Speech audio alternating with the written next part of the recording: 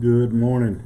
Thank you for joining me this morning, and I hope your day is off to a good start and your week is, I don't guess you can say it's halfway done, though maybe I guess lunchtime today, but certainly on the way to having another week knocked out. I hope you're preparing, planning on joining us tonight at 6:30 as we meet and here back on Facebook Live or YouTube, either one on our channel there, to continue looking at the Baptist faith and message. Heard some really positive comments from that, and I appreciate it.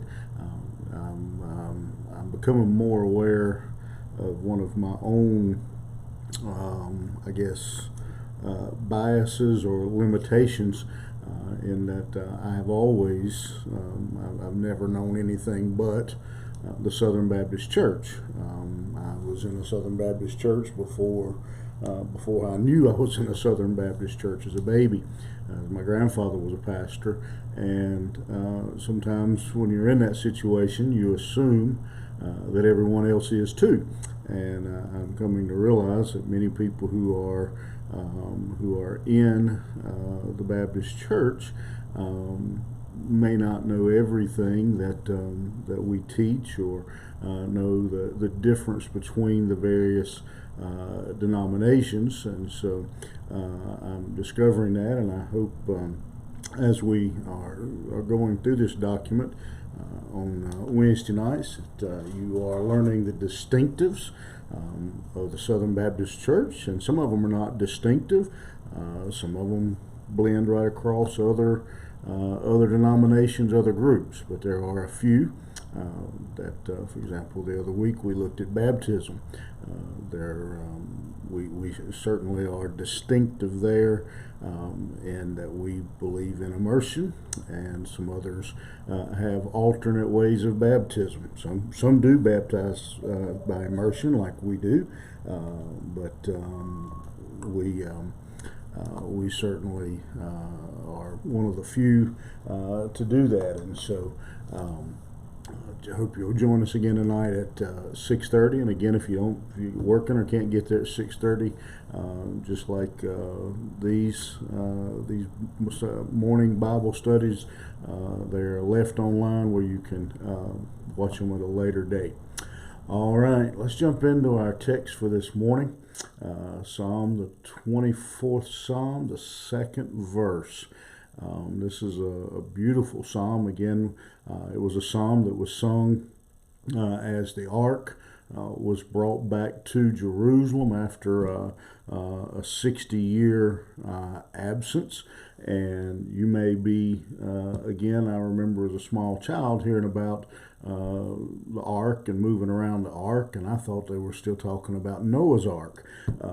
But we're talking about something completely different. This was for all intents and purposes, it was just a wooden box, but it had been covered in gold, and some decorative gold work done, added to the box, and rings put on it to put sticks through. They would put sticks through to carry it. No one was allowed to touch it. And when it was set up in the temple, it was the place where the high priest would meet with God. And so it was the very presence of God to the Jews. And so that was why it was such an important event when David was finally able to return it. It had been captured by the Philistines at one point, and the Philistines didn't have it long before God was causing various things to happen to them. And so they decided they needed to get rid of the ark. And so they brought it back, but it never got all the way back to Jerusalem until this point. And so when it comes back, this is a song that they were singing, and we're going to pick up in the second verse. And I probably should have finished added the second verse to the first verse yesterday, but again, I felt like time was slipping away. So I'm going to have to connect it today. The second verse says, "For he hath founded it upon the seas and established it upon the floods."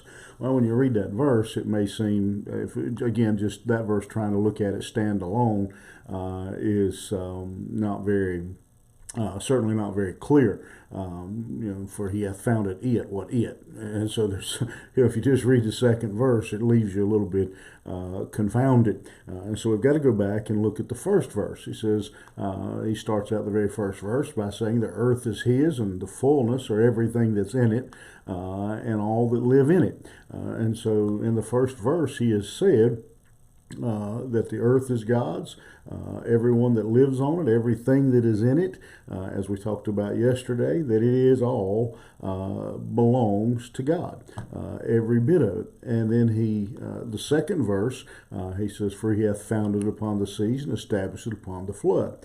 And as I read that, I think a good example of that may be all of us have probably at some point, maybe on the playground as kids, or in the workplace or something, heard somebody say, well, somebody might be getting one employee or one of the other kids on the playground or something may be getting a little bossy or something, and somebody will say, "Well, who made you the boss, or who put you in charge?"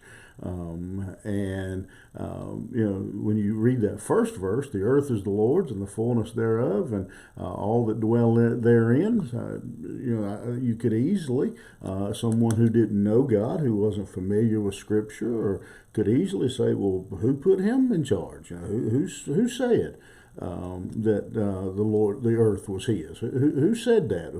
How did he get? Who put him in charge?" And so David then takes the second verse, and he says, tells us why the Lord is his, why everything is in it is his, why all that dwell on the earth are his. He says, because he founded it. He created it, therefore it is his. And so David kind of heads off the question before anyone can jump in and ask that question. Again, for probably most of you watching this morning, you would have never questioned that when you read that first verse. The earth is his, and the fullness thereof. Most of the people, if not all, who would get up at 7 in the morning and watch somebody talking and reading and explaining the Psalms, probably when you hear that the earth is the Lord's, you go, yeah, didn't know it was ever a question. But remember, there are people out there, and sometimes we forget this, who question that, who question the place of God, who question creation. And so, excuse me, David has answered the question before they could get a chance to ask it. And he has declared that the reason the earth is the Lord's is because he founded it. He established it. Again, he says he established it upon founded it on the seas and established it upon the flood. And so again, if you remember back in Genesis 1, when we're talking about creation, we talk about he brought this earth out of the waters, out of the seas. He separated the dry land from the water, and so he spoke it into existence out of nothing. And so David is acknowledging here the creation story, that he spoke it into existence out of nothing, and from there, from that point, then created man and woman.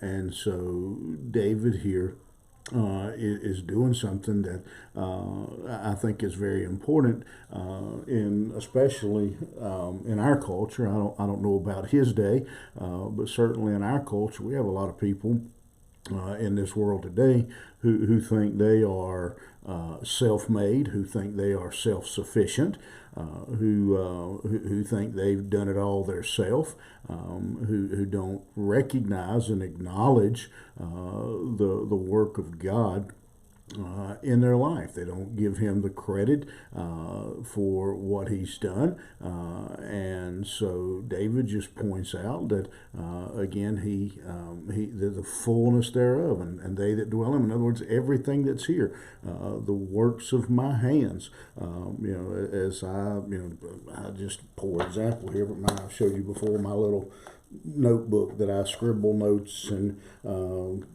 ideas for sermons and things of that nature. It's a real intelligent looking book, as you can see. I don't know how well you can see that, just scribbled stuff, but that's not mine. God is if I had, if I put it on that page, I had a thought. Well, if I had a thought, it's because I've got some amount of brain cells. If I've got brain cells, God gave them to me. And so David here is just simply reminding us again that he owns it because he created it. He brought it out of nothing. And I know this is in some ways a little repetitious of what we said yesterday, but I think it's extremely important that we get in to our stubborn, hard heads that we are nothing without him. That he created it all. He brought it from nothing. And anything that we have, anything that we accomplish, anything we do. I'm sitting here with a stapler. Somebody might take credit for creating, coming up with the idea of a stapler. Somebody come up with that. But he made this stapler, whoever or she created this stapler out of resources that God had already provided. I'm reminded of the story, and some of you have heard this, I'm sure, of the man that challenged God to a contest, and they were going to both create a man. And he said, I can do the same thing as well as you did. And so he said, okay. And so the man reached down to scoop up some dirt to start making his man, and God said, no, get your own dirt. Whatever we create, whatever we, whether it's if it's a mud pie or if it's a fancy computer, we created it with resources that God, as David says, established. He founded it on the seas. He brought it from nothing. It's just, again, I feel like I hate to completely just kind of go over some of the same things we talked about yesterday, but again, I just think it's a critical thing for us to never forget, to keep in mind that he can lay claim to it because he created it. Nothing is our own, which brings us then to some thoughts. Let's take those yesterday and today and kind of bring them together now. And remember that what that simply means is that if God created it and he brought it from nothing, that we are created for God. We're created to bring him honor. We're created to worship him. We're created to bring him pleasure. Mainly, we're created to worship him. That's the most important thing that we have. The most important function that we have is to worship and to honor God, to bring glory to the name of God. And to understand then the honor that is to actually be part of God's creation and be redeemed by him. It completely, I think, transforms how we act, how we think about God, how we think about ourselves. When we get these two verses of this psalm squared away in our mind, that we have nothing, as we say, we brought nothing into this world. We'll leave with nothing. and to get that thought clearly in our mind, that we are created and established by God, and that everything we do is at His mercy, is at His will, that He allows it to take place, that we are servants, we are to bring honor to Him, we are to bring glory to Him, and so what a privilege it is for us to be able to worship, to be able to serve our Creator. Again, I just think it just transforms how we look at the world, how we look at ourselves when we get in our heads and get it clear. And we tend to forget that sometimes. Look what I did is kind of our attitude. But the truth is, whatever we did it with God's resources. I'll leave you with one final thought. I am fortunate enough that I have a box with a lot of my grandfather's sermon notes and outlines and things of that nature. It's not a fancy box; it's just a cardboard box with his handwriting, all in his handwriting. And there's one little thing in there. Some of you have heard me talk about this before, probably. There's one little piece that he'd cut out from somewhere. And it's probably a little bit different now for time and inflation, but at the time he cut it out, it said that all the chemicals that you need to create the human body are available in your local drugstore for $18. Now, I'm sure with inflation it's probably $50 now, but that all the chemicals, all the resources you need are available at your local drugstore. Think about that for a minute. Run down to the local drugstore and buy up a few bottles of stuff and see if you can create man. We see again, all the resources are His. Everything is His.